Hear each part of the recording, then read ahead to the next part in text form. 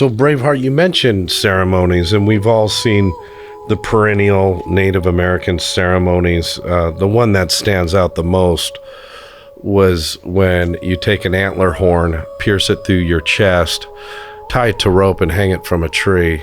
I thought that was all Hollywood bullshit till you showed me the scars both on your back and your chest. But Sundance Ceremony is a ceremony where we bring a tree and we create an altar. We bring a tree into the Sundance grounds. We tie ropes to it and we pray to it. We set our offerings on this tree, and whatever our personal offerings are. We put this on this tree and we set it up, and then the ceremony starts then when that tree stood up, and we do 4 days and 4 nights of no food, no water, and we dance from sun up to sundown, 7 rounds throughout the day.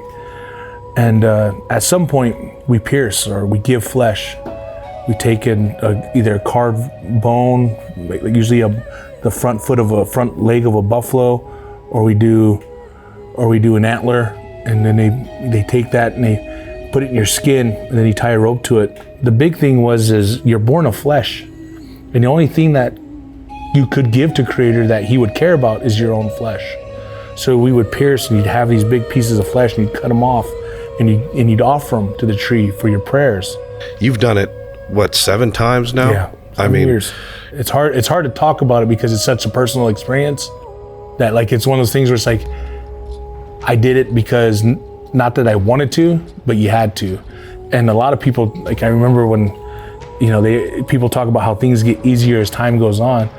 Every time that I experienced that ceremony, it was harder and harder and harder and harder. And I cried harder and harder every time it happened. Wow.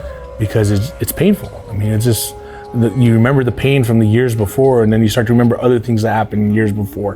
And, it never got easier. But in our spirituality, in our way of life, that's what you did. The interesting thing about a lot of ceremony that growing up in that world is never about yourself or never about those around you directly, your family or any of that stuff. It was always directed about the good of all people, the good of the people. So we'd be in that arbor or that Sundance grounds where we'd be dancing and praying. It was never about, I want money or I want riches or I want this. It was always about the health of the people. We want the people to survive. And if we keep doing this, the people will survive.